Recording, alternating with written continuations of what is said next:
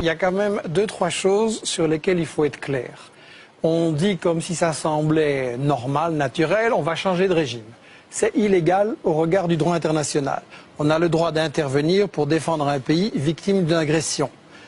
Pas pour, dans le cas d'une insurrection armée, dire qu'on soutient un tel camp à la place de tel autre. Si on commence à autoriser n'importe quel pays à intervenir sur ce genre de choses, mais demain la Russie va dire ce qui se passe au Bahreïn c'est dégoûtant, moi j'interviens et je change de régime au Bahreïn. Et la Chine va dire l'Arabie Saoudite ça ne me plaît pas. Les Iraniens en tout cas. Les Voilà. Iraniens vont le faire. Mais je prends des hypothèses théoriques pour qu'on se rende compte que c'est ridicule. Deuxièmement, je voudrais dire ceci. Il y a quand même une prétention des maîtres du monde européens et des États-Unis à dire c'est nous qui savons ce qui doit se passer là et là. Moi je suis tout à fait d'accord avec ce que Ronnie Broman a dit au point de départ. Un peuple qui veut se libérer et changer ses dirigeants, il en a le droit. Vous n'avez pas le droit à sa place. S'il y a vraiment une révolte populaire et une unité populaire, il renversera même des gens qui paraissaient indétrônables comme Ben Ali et comme Moubarak. Et par rapport à cette prétention qui m'agace terriblement de l'Européen, je voudrais dire cette chose-ci.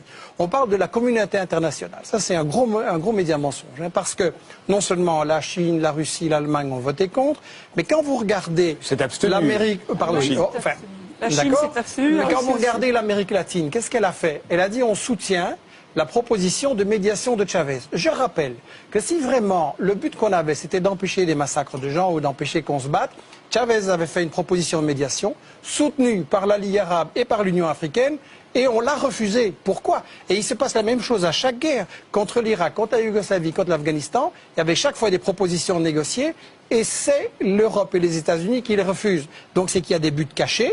Et effectivement, on essaye de renverser Kadhafi et on voulait protéger Ben Ali et Moubarak parce qu'il s'agit de garder le contrôle sur le monde arabe, sur le pétrole et de garder la place d'Israël dont on ne parle absolument pas. Cette 20 années d'études sur les guerres et tous les prétextes de ce genre et tous les mythes qui ont été fabriqués comme ça m'ont amené à penser qu'il est très important que les gens qui nous regardent et qui nous écoutent réfléchissent que dans chaque guerre, on applique ce que j'ai intitulé les principes de la propagande de guerre. On ne peut pas évidemment dire qu'on fait la guerre pour le pétrole, pour le gaz, pour le fric, etc. Donc il faut travailler l'opinion publique, premièrement en cachant les intérêts. Et quand on voit que Total et le Qatar, maintenant en Libye, se partagent le gaz, ben, il ne faut pas faire un dessin. Le deuxième grand principe de la propagande de guerre, c'est de cacher l'histoire. Et la France se pose en donneuse de... Enfin, la France d'en haut se pose en donneuse de leçons. Le troisième grand principe de la propagande de guerre, c'est qu'il faut absolument, quand on a décidé d'attaquer pour le pétrole, le gaz ou le fric, il faut absolument diaboliser l'adversaire. Et donc là, on a droit à toute une... Le quatrième grand principe de la propagande de guerre, c'est qu'il faut toujours se présenter comme défendant les victimes. On fait toujours des guerres soi-disant humanitaires. Historique. Alors il y aurait vraiment une sorte de miracle, une épiphanie démocratique qui nous tomberait dessus. À chaque fois qu'il y a eu des interventions pour la démocratie, ce qui a été semé, c'est le nationalisme et la haine. Depuis Napoléon, nous devrions savoir ça. Nous avons 2 siècles de recul derrière nous. Nous n'avons pas un seul exemple, je dis bien pas un seul exemple, qui puisse démontrer le contraire. Pourquoi est-ce que d'un seul coup, l'histoire inverserait son cours, les mécanismes seraient mis cul par-dessus tête et la démocratie jaillirait des cratères de bombes?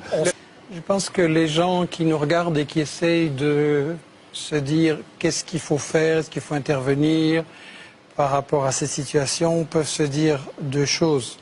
La première, c'est que chaque guerre précédente nous a été vendue avec ce qui s'est avéré par après, un média mensonge, comme vient de le dire Ronnie Broman.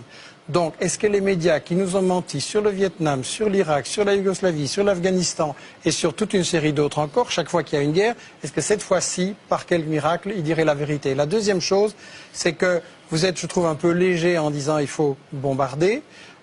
Pour avoir été en Irak et en Yougoslavie, je vois les conséquences, je vois ce que ça veut dire comme souffrance pour des populations. Je pense que les Français et les Européens doivent se poser la question, est-ce que j'accepte qu'on bombarde en mon nom ces populations? Et est-ce que dans tous les pays où l'Europe et les États-Unis ont bombardé, est-ce que ça va mieux maintenant? En Irak, le pays avait été libéré de l'analphabétisme dans les années 80.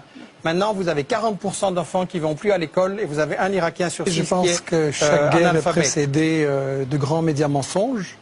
Et il faut, je pense, Qui dans cette salle peut prétendre savoir tout ce qui se passe maintenant en Libye et avoir les preuves de tout ce qu'on nous a avancé?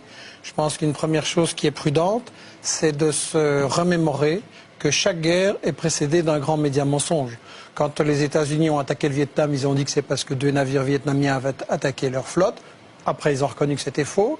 Quand on a attaqué l'Irak, on a dit que c'est parce qu'il avait des armes de destruction massive, qu'il était complice d'Al-Qaïda ou toutes sortes de choses qui se sont avérées fausses. Quand on a attaqué la Yougoslavie, on a dit que c'est parce qu'il y avait un génocide au Kosovo. Un an après, j'ai eu un débat avec le secrétaire général, le porte-parole de l'OTAN. Il a dit ah non, on n'a pas dit ça, c'était faux. L'Afghanistan, on nous a dit que c'est parce qu'ils étaient responsables du 11 septembre. À chaque guerre, il y a un média mensonge. Après, on sait que c'est faux, mais le mal est fait. Et on sait aussi que ce sont des guerres qui poursuivent en fait d'autres objectifs et qui vont tuer beaucoup plus de gens que ce qu'on nous a dit.